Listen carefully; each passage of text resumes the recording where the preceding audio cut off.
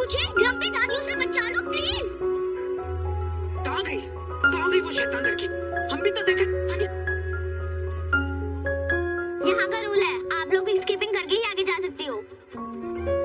जहाँ हम खड़े होते हैं वहाँ का रूल्स हम ही बनाते हैं, समझे चुईया? कहाँ गई वो शैतान लड़की? कहाँ है वो? दादू तो 2 सीढ़ी चढ़ के थक जाते हैं, लंबी दादी तो नॉन स्टॉप भाग रही है, मैं भी भागती हूँ। कहाँ गई वो शैतान लड़की? कहाँ गई? आशा, ये बच्ची फिर से नुकसान करा के चली गई हमारा। इतना हमें जानना है कि उसके माँ बाप कौन है। बस एक बार मिल जाए, हम उनकी क्लास लगा देंगे। आओ हमारे पीछे।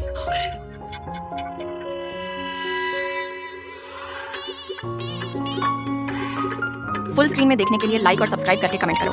गुड, जिससे आप जूम करके फुल स्क्रीन देख पाओगे और बैकग्राउंड म्यूजिक बंद हो जाएगा।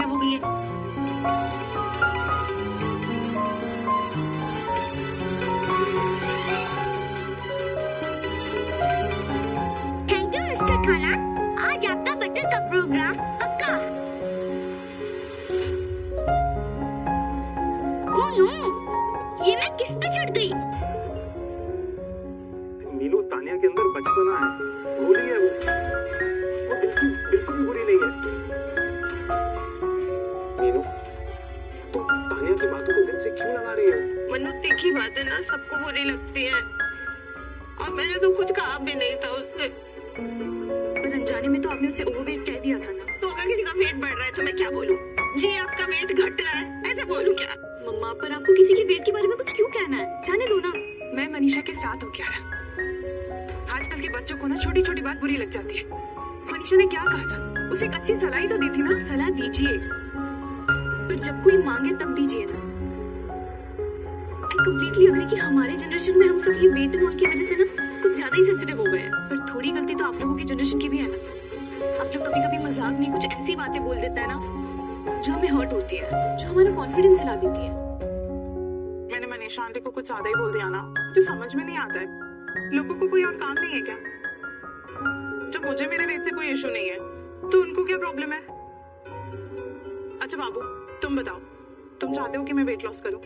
बाबू, मैंने तुम्हारी स्माइल से, तुम्हारी क्यूटनेस से, तुम्हारे दिल से प्यार किया। मुझे तुम्हारे वेट से कोई फर्क नहीं पड़ता। जब उन्हें कोई इशू ही नहीं है तो हम क्यों हमारे ओपिनियंस दे रहे हैं?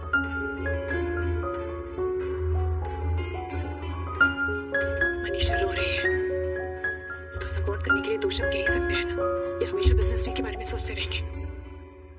मीनू, अब बस करो।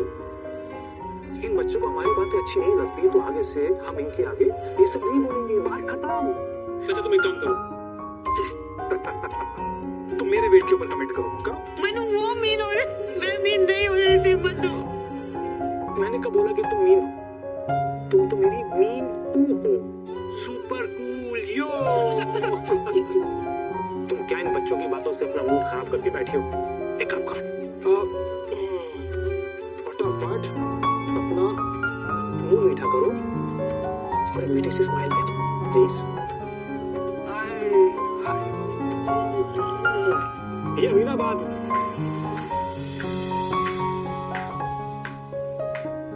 वाह, मेरी तानिया को हर्ट करके आप लोग यार खुश हो रहे हैं।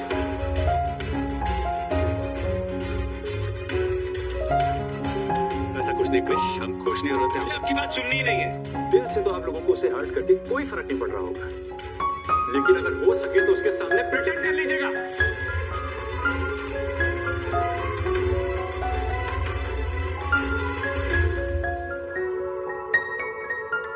मैंने फोन पे गलती से फुट रख दिया पापा, गॉड प्रॉमिस। अरे फोन आपको कहाँ पड़ा मेरा? उस स्टॉल के पीछे ग्राउंड पे। अच्छा, कोई बात नहीं, किसी का गलती से फोन गिर गया होगा। आप गीतांजलि के साथ रहो, मैं जिसका भी फोन है उसे ढूंढ के लौटा देता।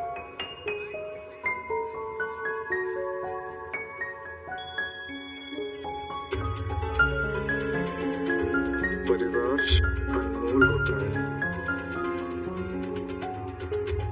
हर परिवार भी तो आपका मोल समझे।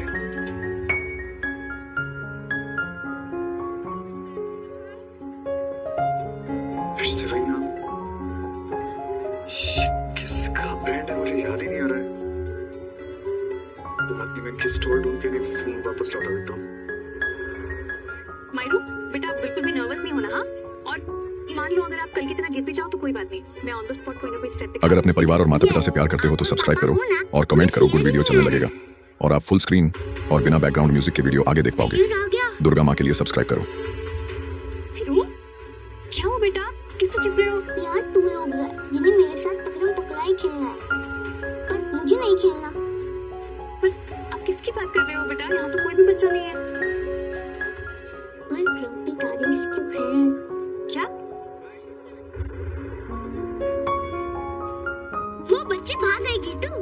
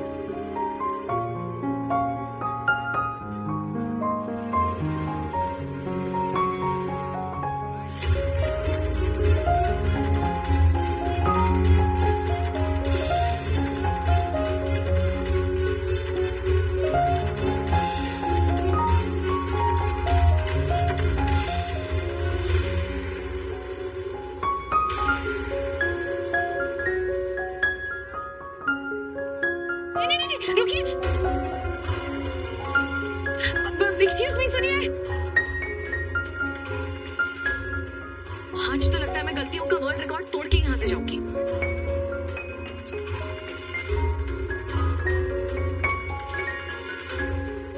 दादी साहब, अच्छा आप कहाँ थी इतनी देर? केसरी वस्त्र ब्रांड की टीम से जिसका भी फोन खोया है, प्लीज मेन डेस्क पे आके अपना फोन ले लीजिए। तुम्हारा फोन तो हमारे पास है, फिर मेरा ही फोन होगा। उसकी गलती नंबर 146। दादी साहब, अब आप खेलिए कमांड, यही रहिए, मैं आ रही हूँ।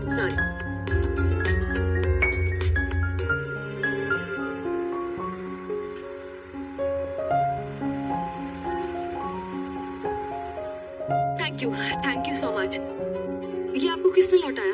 मैंने खुद जाके थैंक यू बोलना चाहती हूँ। पर उन्होंने अपना नाम नहीं बताया मैम। अच्छा,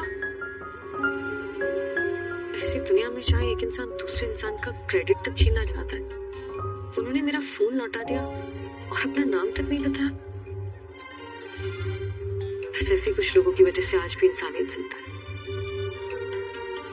ये लड़की उस दिन अभीरा के फूल चोरी करके चली गई और आज पूरा स्टॉल उसने उथल पुथल कर दिया। अभीरा की पूरी मेहनत बेकार हो गई।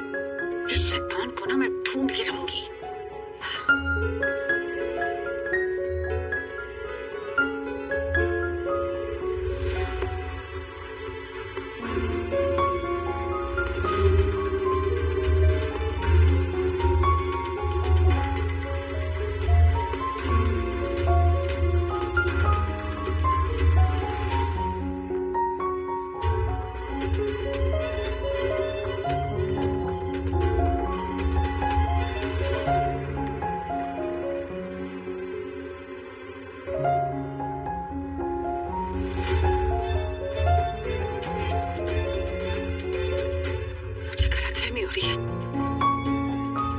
मेरी आंखें कमजोर है ना, ये कोई और है और मुझे लग रहा है कि ये अरमान है।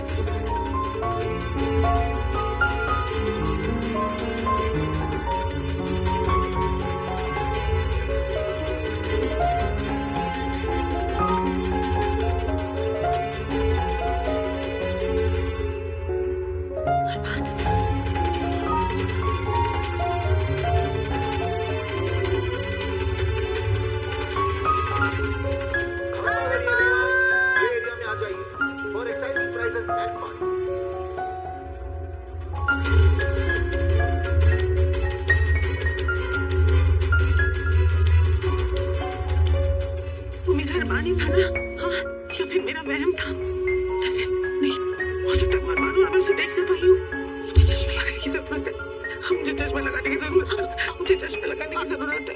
मुझे माँ, क्या हुआ माँ? बेटा मेरी आंखें किसी काम की नहीं है। तुम और माँ सब बिल्कुल ठीक कहते हो। मुझे चश्मा लगाने की जरूरत है। मुझे पहले तुम लोगों की बात सुन लेनी चाहिए थी।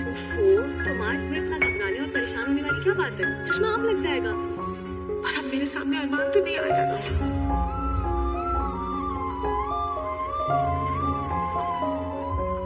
जी इतने सालों में कहीं ना कहीं तो वो मेरे सामने से गुजरा होगा ना, और मैं उसे देख ही नहीं पाई होंगी, इसीलिए वो चला गया हो सकता है कि वो लौट कर वापस आया हो, और मैं उसको देख रही थी लेकिन फिर भी मैं उसे देख नहीं पा रही थी, और उसे ऐसा लगा हो कि मैं उससे अब भी नाराज हूँ, इसीलिए वो फिर से लौट के चला गया हो। अमीरा, अमीरा बेटा, मुझे चश्मा लगाना है, मैं अपने बेटे को देखना चाहती हूँ, मैं उसे देखना चाहती हूँ, मैं अपनी आंखें ठीक कराना चाहती हूँ। अमीरा, क्या तुम मुझसे नहीं मिलना चाहती? जाना तो बहुत ही छोटी सी फीलिंग होती है। मैं तो हर दिन अपने सिली बॉय के लिए तड़पी हूँ। रियलिटी हार्श होती है, इसलिए मैंने पिछले 7 साल अपनी जिंदगी के 7 साल एक सपने के सहारे काटे हैं। कि अरमान लौट आया है, आई डोंट नो कैसे, बट मैजिकली ओके भी उसके साथ होगी और हमारी फैमिली पूरी हो जाएगी, सब ठीक हो जाएगा। लेकिन सब ठीक करना इंसान के हाथ में नहीं होता। आपकी आंखें ठीक हम जरूर करा सकते हैं। कल्चरल फेयर के खत्म होते ही हम डॉक्टर के पास जाएंगे, जरूर जाएंगे। इस बार इरादे से पलटना नहीं, ओके? ओहो विद्या लड़की, यहाँ क्या कर रहे हो? वहाँ इतना मजा आ रहा है, चलो चलो चलो चलो चलो चलो चलो। पर जाना कहाँ है, कुछ बताओगे भी? उसे बेटा यहाँ। Welcome everyone. सो क्या आप सभी अपने फैमिली मेंबर्स और फ्रेंड्स के साथ गेम खेलने के लिए तैयार हैं? आपकी परफॉर्मेंस का टाइम हो रहा है, वहाँ चलो ना। मैंने ऑर्गेनाइजर अंकल से पूछ लिया है, मेरे अभी डांस में टाइम है, तब तक हम लोग गेम खेलेंगे। पर गेम क्या है? सो गेम ये है कि सारी खूबसूरत लेडीज ट्रेडिशनल कपड़ों में रेडी होकर आएंगी और उनके फैमिली मेंबर्स या उनके दोस्तों को उन्हें पहचानना होगा। इजी। नॉट सो इजी, क्योंकि सारी लेडीज के चेहरे उनके घूंघट से ढके हुए होंगे। तो चलिए देखते हैं कि आपके अपनों के साथ आपका कनेक्शन कितना स्ट्रांग है। रेडी? दीदी जाके रेडी हो जाओ। आप जाओ ना। पर आप मेरी हाइट से मुझे पहचान जाओगे ना, इसीलिए हम गीतू को ढूंढेंगे, प्लीज। अच्छा ठीक है, मैं जाती हूँ। रूल है, वेट करते हुए बिल्ली और बिल्ली का बच्चा आइसक्रीम खाते हैं। यहाँ आके आप ज्यादा ही बॉसी नहीं हो गए हो? हाँ वो तो है। सबको बॉसी का मतलब पता है? नो, आइसक्रीम खाते खाते बताना। बहुत मजा आ रहा है इधर, मजा कहाँ लेके जा रहा है? चलो लड़के, तुम जल्दी तैयार होके आओ, हम तुम्हें पहचानेंगे। दादी सा, लेकिन फिर स्टॉल कौन संभालेगा? विद्या और कौन? मैं? लेकिन मैं ही क्यों संभालूं? विद्या, तुम लड़की को घूंघट के बिना देख नहीं पाती, क्या घूंघट के साथ खाक पहचानोगी? किसी और को पकड़ के ले आओगी? हाँ लेकिन दादी सा, हम ये खेल खेल क्यों रहे? एक की आंखें कमजोर है, एक का दिमाग। अरे अगर हम गेम में जीतेंगे तो सबको पता चलेगा कि फेयर में हमारा स्टॉल है, हमें बधाई देने आएंगे, हमारी साड़ियों की और बिक्री होगी। तुम दोनों ओल्डीज ना, तुम्हारा मार्केटिंग सेंस बिल्कुल जीरो है। जाओ जाके तैयार हो जाओ, गो गो गो गो गो। विद्या, स्टॉल। प्लान का पहला पार्ट तो सुपर हिट रहा, अब होगा पार्ट 2। मैंने जो काम बताया था वो सब खत्म कर लेना, और वहाँ पर वो मधुमक्खी का छत्ता है वो हटाओ। Be careful. हाँ। हे अंशुमन। हाय। व्हाट्सअप क्या? I love it। तुम्हें हमारे काम करना होगा। बताइए। लेकिन उसके बदले मुझे घर का बना हुआ अच्छा खाना खाना है। डन। बताइए क्या करना है? वो क्या है ना, फेयर में गेम्स चल रही है और लड़की का बड़ा, हमारा मतलब है अभीरा का बड़ा मन कर रहा है कि वो पार्ट ले गेम्स में। अब उसके साथ खेलेगा कौन? क्यों? अरे विद्या की आंखें कमजोर है, हमें स्टॉल संभालना है, तो प्लीज क्या तुम उसके साथ गेम खेलोगी? मैं? अरे बड़ा आसान सा गेम है, अभीरा तैयार होने गई है। वो क्या है ना, अगर उसे पार्टनर नहीं मिलेगा तो उसका दिल टूट जाएगा। Please please. Okay. Wow, thank you बेटा। जीत गया ना? हाँ। यस। कैस तेरा तो जवाब ही नहीं। अब लड़की और अंशुमन में बढ़ेगी दोस्ती और बढ़ेगी बात, और फिर सब बिना पता नहीं मुझसे क्या क्या करवाती रहती है, और मैं भी हर बार मान जाती हूँ। एक्सक्यूज मी, आपके पास एक सेफ्टी पिन होगा? एक्सक्यूज मी मैम, आपके पास एक एक्स्ट्रा सेफ्टी पिन होगा? एक्सक्यूज मी मैम, आपके पास एक एक्स्ट्रा सेफ्टी पिन होगा? पक्का?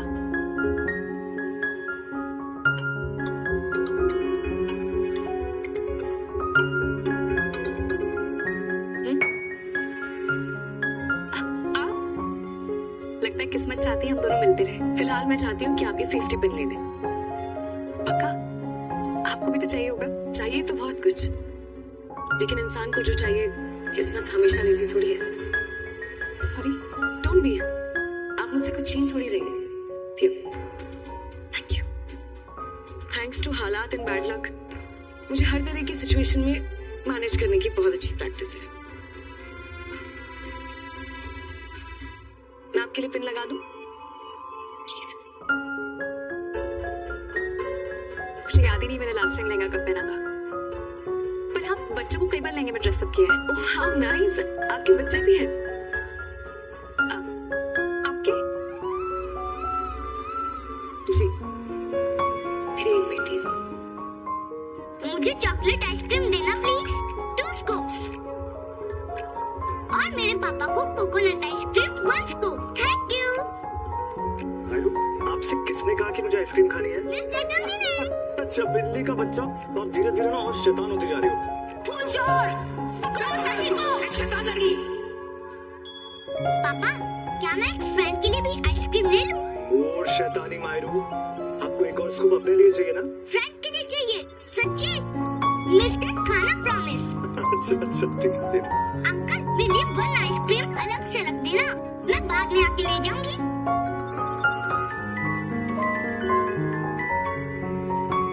Cheers! भैया ग्रीन जूस मिलेगा?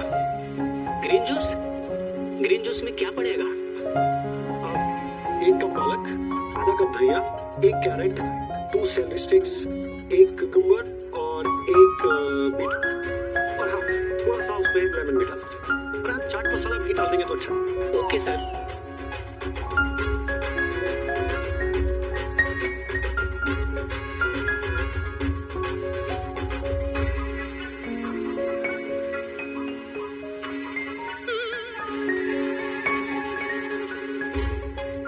सर ये लीजिए।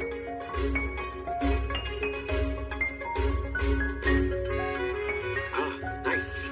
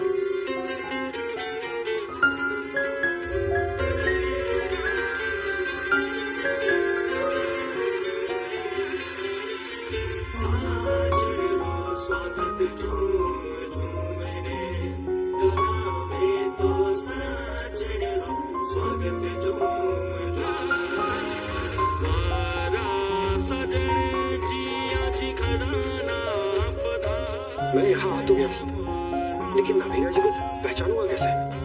2-3 बारी तो मिला उनसे।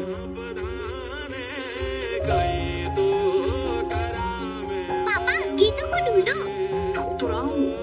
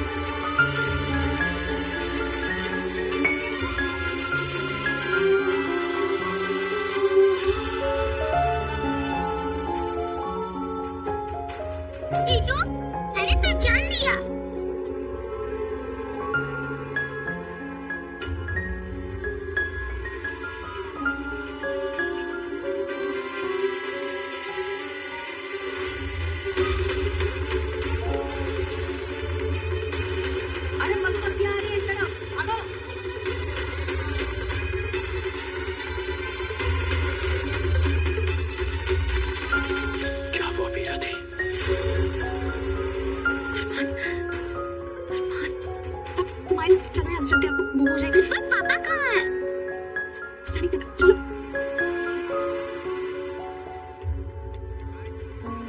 मेरा कहाँ है?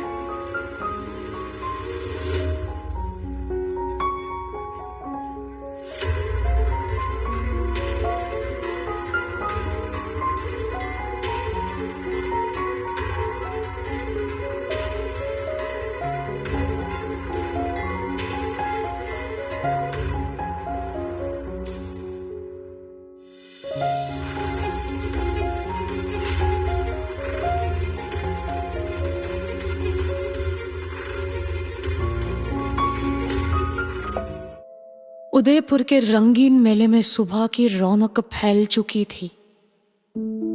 बच्चों की खिलखिलाट, दुकानदारों की आवाजें और गुजरती भीड़ के बीच अभीरा अपनी साड़ी की स्टॉल पर एक एक चीज करीने से सजा रही थी। ये दिन उसके लिए बेहद अहम था।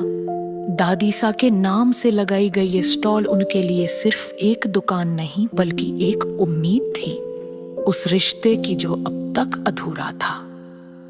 मायरा, हाथ में आइसक्रीम है, ध्यान से चलो। गीतांजलि ने कहा। जो मायरा का हाथ था में उस भीड़ में से गुजर रही थी। मायरा ने मुस्कुराते हुए सिर हिलाया। माँ, मैं बहुत केयरफुल हूँ, देखो एक भी बूंद नहीं गिराए। लेकिन मासूम शरारतें कब खतरा बन जाती है किसी को पता नहीं चलता। स्टॉल के पास आकर गीतांजल ने मायरा को एक पल के लिए वहीं छोड़ा और किसी परिचित से बात करने लगी। मायरा ने देखा अभीरा वहां नहीं है। उसने इधर उधर देखा और सोचा मैं आइसक्रीम खत्म कर लूं, फिर मम्मी के पास चलूंगी। पर गर्मी तेज थी और हाथ में आइसक्रीम पिघलने लगी। मायरा ने अनजाने में साड़ी के स्टैंड के पास एक खाली टेबल देखी और आइसक्रीम रख दी। बस 2 मिनट कहकर भाग गई। कुछ ही समय में आइसक्रीम से चींटियां उमड़ पड़ी। जैसे ही अभीरा लौटी और ये देखा, उसकी आंखें फटी की फटी रह गईं। हे भगवान, वो चींटियों को हटाते हुए चीखी। ये क्या कर दिया किसी ने। कस्टमर्स एक के बाद एक स्टॉल से दूर हटने लगे। कोई साड़ी पर गिरती चींटियों से चिल्लाया, कोई घबराया और देखते ही देखते पूरी स्टॉल सूनी हो गई। कौन कर गया ये सब? वो गुस्से में इधर उधर देखने लगी। तभी गीतांजलि मायरा का हाथ पकड़कर लौटी। आप आई हैं तो पूछ लीजिए अपनी बेटी से, अभीरा ने गुस्से में कहा। गीतांजलि चौंकी। क्या हुआ? आपकी बेटी ने हमारी स्टॉल पर आइसक्रीम रखी थी, जिससे सब खराब हो गया। हमारे कस्टमर्स चले गए, हमारी सारी मेहनत मिट्टी में मिल गई। मायरा अब तक मासूम आंखों से सब देख रही थी, पर जैसे ही अभीरा की आवाज तेज हुई, वो सहम गई। मैंने तो बस रखा था 2 मिनट के लिए, पर उससे जो नुकसान हुआ वो समझती हो तुम। अभीरा की आवाज कांप रही थी। ये पहली बार नहीं है माउंट आबू में तुम्हारा संतान चुराना, फिर दुपट्टा गायब करना, और अब ये 3 बार तुमने हमारा नुकसान किया है। गीतांजलि ने मायरा की ओर देखा, जो अब रोने लगी थी। माफी मांगो अभीरा आंटी से, गीतांजलि ने सख्ती से कहा। माफी क्यों मांगू? मायरा की आवाज टूट रही थी। अभीरा आंटी बैड आंटी हैं। ये सुनते ही जैसे किसी ने अभीरा के दिल पर चोट कर दी हो। उसके चेहरे की सख्ती पिघलने लगी। वो पीछे हटती गई और फिर पलटकर पर्दों के पीछे चली गई। वहां जाकर बैठ गई और सिसकियां भरने लगी। मैं बैड आंटी हूं। क्या मैं सच में इतनी खराब हूं कि एक बच्चा भी मुझसे डरने लगे? उसे अपनी बेटी की याद आ गई। उसी की उम्र की होती अगर आज होती, शायद उसका हाथ भी आज थामे होती, लेकिन अब उसके पास सिर्फ यादें थीं। कभी सोचा नहीं था कि किसी मासूम की गलती मुझे इतना भीतर तक तोड़ देगी। उसकी आंखों से आंसू थम ही नहीं रहे थे। उसी समय एक परछाई सामने रुकी, एक रुमाल धीरे से उसकी तरफ बढ़ा। अभीरा ने चौंक कर ऊपर देखा। किसी ने कुछ कहा नहीं, बस रुमाल उसके हाथ में पकड़ा दिया। उस पर आ लिखा था। अरमान। उसका दिल धड़कने लगा। क्या तुम? पर जैसे ही वो उठकर पर्दा हटाती है, सामने अंशुमान खड़ा था। तुम? उसकी आवाज कांप गई। माफ कीजिए, मैंने देखा आप रो रही है तो। अंशुमान ने कहा। नहीं, कुछ नहीं, शुक्रिया। अभीरा में रुमान की तरफ देखा। लेकिन करे अब भी अरमान की तलाश में था। उधर स्कान पर गीतांजलि ने मायरा को समझा रही थी। तेतांश गलती हो सकती है, पर माफी मांगने शाम चोटें नहीं होती। मायरा ने कान पकड़ावर जैसे ही उसने माफी मांगी कि जैसे चकचात नाट कर खड़ी हुए तभीरा के चेहरे पर दर्द की रचे और गहरी हो गई। वो कुछ कह नहीं सकी, बस मुस्कुराती करवे मुस्कान के साथ। शाम होती होती स्कॉन फिर से ठीक होने लगी थी, लेकिन रिश्तों की उलझन वहीं की वही थी।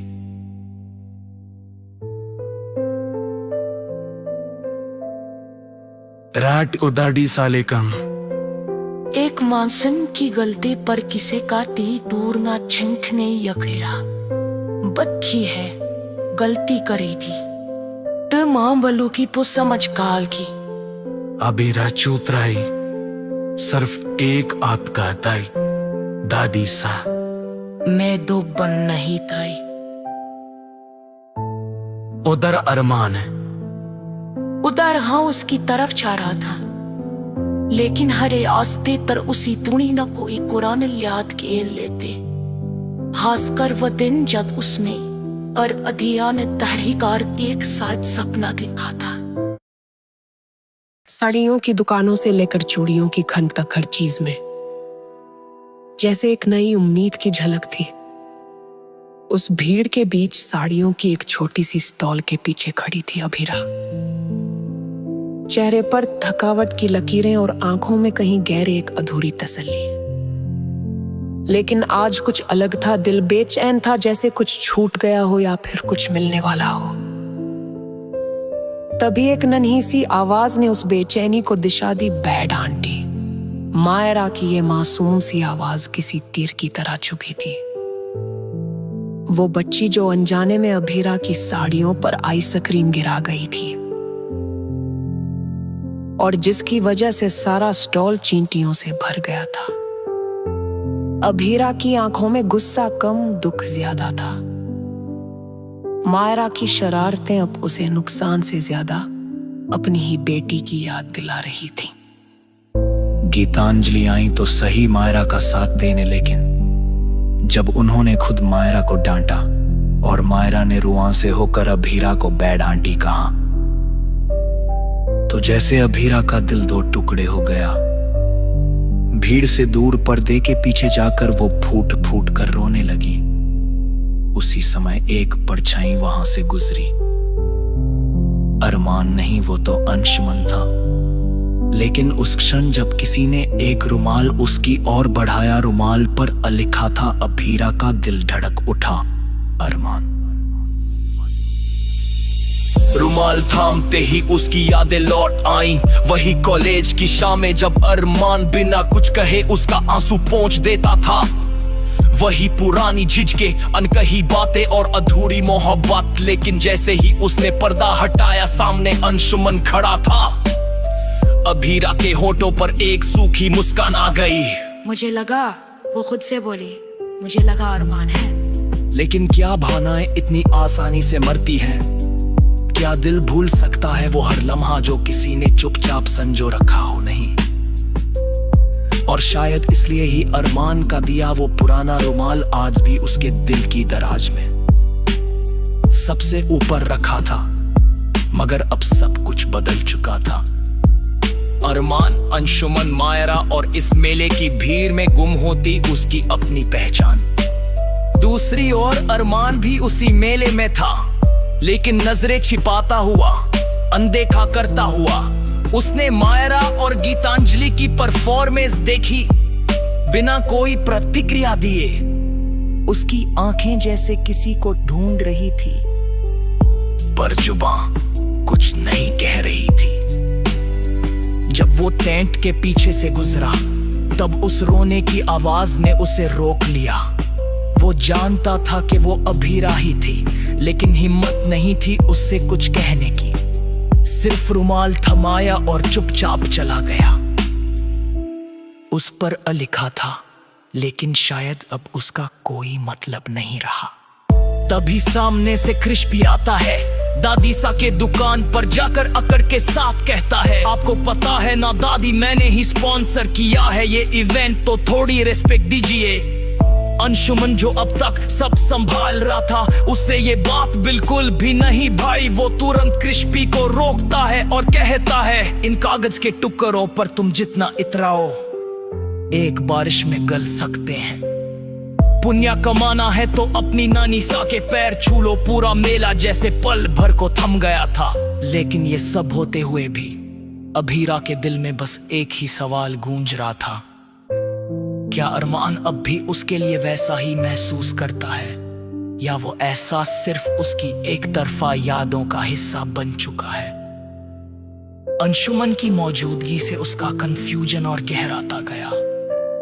अंशुमन अच्छा है, समझदार है, उसके दुख को समझता है, उसका साथ देता है, लेकिन वो अरमान नहीं है। उसी रात मेले की लाइटें बुझने के बाद अकेली बैठी अभीरा ने वो रुमाल फिर से खोला। अब भी चमक रहा था। अचानक एक और हाथ उसके कंधे पर आ पड़ा। वो चौंकी, देखा अंशुमन था। तुम ठीक हो? उसने पूछा। अभीरा ने रुमाल छुपा लिया और मुस्कुरा दी, हाँ अब ठीक हूं। मगर दिल तो सच जानता है। उसकी धड़कनों की आवाज कह रही थी, अरमान तुम्हारी यादें अब भी जिंदा हैं। और शायद यही वजह थी कि अकाबिन जब उसने परमान पुसांदे से आपी देखा, उसकी आंखें भर गईं। लेकिन इस बार वो रोई नहीं, मुस्कुरा रही, जो कि उसे कता था। चाहे कितनों थी तोड़ी आ जाए, कुछ रिश्ती समय की दागों सतंदी होती है। और अरमान की तेज छोटी सी हरकत, एक रुमाल देना, उस रिश्ते को फिर सजी उठाने के लिए काफी था। मेरा खत्म हुआ, स्टॉल जमीती गई, रिश्तों की अनजानी चस्की का सही। लेकिन उस टीक मरा का नियत हीरा को उसकी सबसे पनी सच्चाई सिंगा दिया था कि त्योहार फक्त हालात और गलत फहमियों से कई सादा गहरा होता है।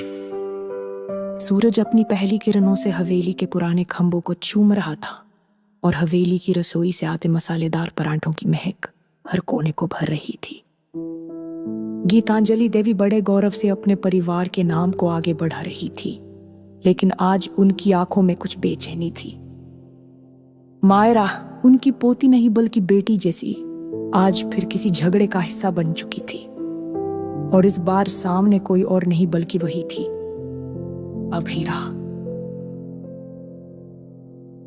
अभीरा, जिनके साथ गीतांजलि ने न जाने कितने रिश्तों की उलझनों को सुलझाया था, आज उन्हीं से उनका संबंध टूटने की कगार पर था। बीते कल की घटना अब तक उनकी आंखों के सामने घूम रही थी।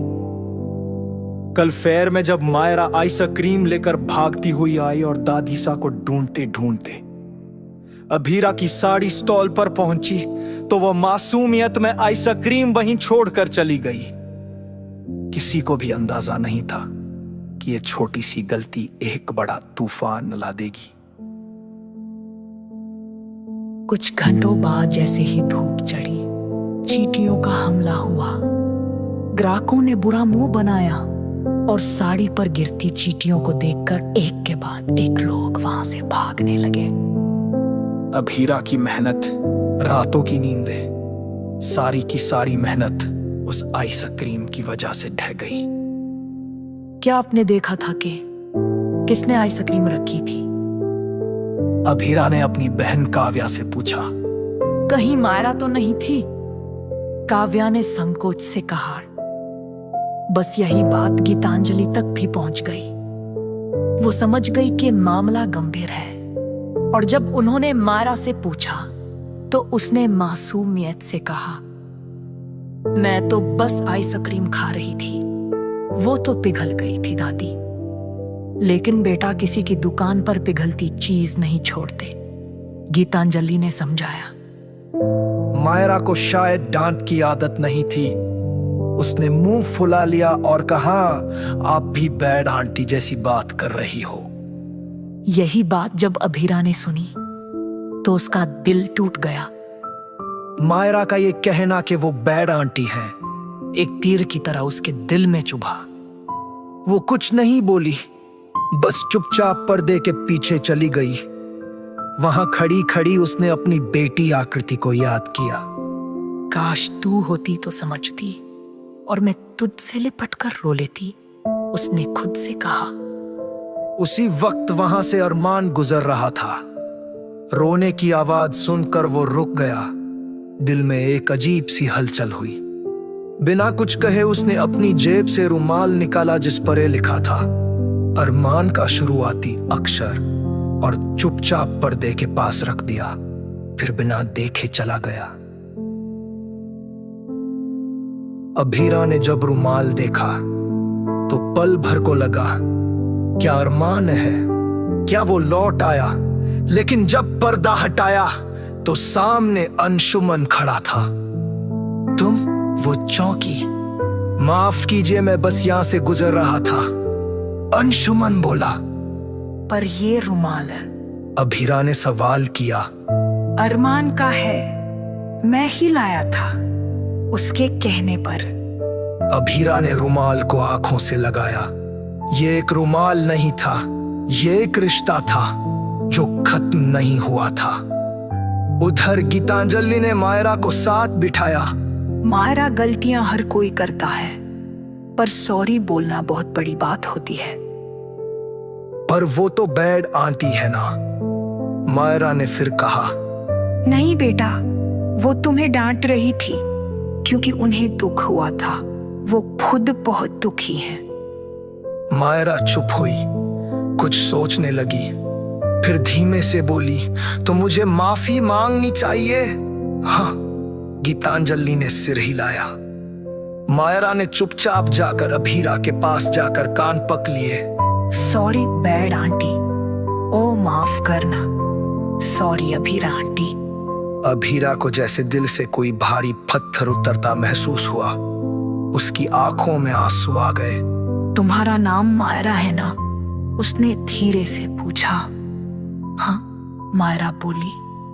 बहुत प्यारा नाम है। गीतांजलि पीछे खड़ी सब देख रही थी। उन्हीं दे शार्ट अब बाग से जब कही है, लेकिन तदे हो कुछ ऐसा जो उन्होंने सोचा नहीं था। हरीश, गीतांजलि का पोता स्थान पर पहुंचा। गाड़ी सा अब क्यों नहीं जब्त कर रही है? मेरे पास पैसा है, पावर है, एक्टर कुछ करने की जरूरत थी। लेकिन मुझे थप कुछ काटी दिखाला है, गीतांजलि बोली। ये सब सानी बाड़ी का काम छोड़े, मेरे पास पारी थे आज इन्वेस्टमेंट। और आधा अंशुमन ने पीछे से आकर पूछा, कैश बरता तुम? और मैं जानता हूं कि तुम कितना पैसा दिखा सकते हो, पर रिश्ता नहीं खरीद सकता। नाम शब्द ना था। अंशुमन ने जोड़ा, और ये फार सर बिजनेस भाई सम्मान और भावना तत्ती की। इकरार पर पी गई, लेकिन तभी मायरा आड़ी और दोनों की बीच खड़ी हो गई। क्रिश जबरन मत करो, और एक नन्हे बच्ची की आवाज ने बड़े परोज्ञानकार को चुप करा दिया। अभीरा रे दैली बार ने सोच किया, यह बच्ची जो उसके स्टॉल का नुकसान कर बन की असर ने बहुत बड़ा रिश्ता छोड़ नहीं थी। रात को हवेली की छत पर बैठी गीतांजलि और पीना चाय की थी। लेकिन हानि नाराज के समझ सकती हूँ, गीतांजलि पर आपकी बेटी मायरा। सर्द हवाओं में कुछ अलग ही कसक थी। चारों तरफ रंग बिरंगी लाइट्स गुलाल की तरह, बिखरे मेले के रंग और दिलों में उमड़ते रिश्तों की गूंज। इस बार का फेयर सिर्फ एक व्यापारिक आयोजन नहीं था, बल्कि दिलों के मेल और टूटते रिश्तों के इम्तिहान का मैदान था। अभीरा अपने स्टॉल पर खड़ी थी, आंखों में हल्की थकावट पर चेहरे पर उम्मीद। साड़ियों से सजे इस स्टॉल पर उसने अपने हाथों से हर एक साड़ी को सजाया था। ये स्टॉल सिर्फ उसका व्यापार नहीं था, ये उसकी आत्मनिर्भरता की कहानी थी। मायरा, तुम फिर इधर कैसे? अचानक पीछे से आवाज आई। छोटे छोटे कदमों से भागती मायरा ने आते ही अभीरा की गोद में छलांग लगा दी, पर उसकी मासूमियत भी उस दिन मुसीबत का कारण बन गई। हाथ में थामी आइसक्रीम जब फर्श पर गिरी तो देखते ही देखते वहां चींटियों का झुंड लग गया। अभीरा ने घबरा कर कहा, मायरा देखो क्या कर दिया तुमने। पूरे स्टॉल पर चींटियां, सारे कस्टमर भाग गए। पीछे से गीतांजलि भी आ गई। उन्होंने मायरा को डांटा, पर उसका कान पकड़कर माफी मांगना अभीरा के दिल को चीर गया। उसकी अपनी बेटी की यादें अचानक सीने में चुभने लगी। वो कुछ नहीं बोली, बस चुपचाप पर्दे के पीछे जाकर फूट फूट कर रोने लगी। इसी पल वहां से गुजर रहा था अरमान। उसे किसी के रोने की आवाज सुनाई दी। उसकी चाल रुक गई। वो कुछ क्षण ठिठका, फिर अपने कोट की जेब से रुमाल निकालकर उस दिशा में बढ़ा दिया। बिना देखे, बिना बोले उस रुमाल पर आ लिखा था। अभीरा ने कांपते हाथों से रुमाल लिया और एक पल के लिए उसे महसूस हुआ जैसे अरमान वहीं है। उसने पर्दा हटाया, लेकिन सामने खड़ा था अंशुमान।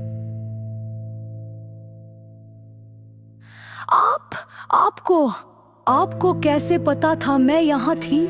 उसकी आवाज बिखर गई। नहीं पता था, लेकिन किसी के आंसू मुझे कभी चैन से नहीं रहने देते। इतना कहकर अंशुमान चला गया, पर अभीरा का मन कहीं और भटक रहा था। उसे वो एहसास फिर से सताने लगा। क्या अरमान, क्या वो पास था? फेयर में दूसरी तरफ माहौल गर्म हो चुका था। क्रिश अपनी मंगेतर के साथ दादी सा के स्टॉल पर पहुंचा।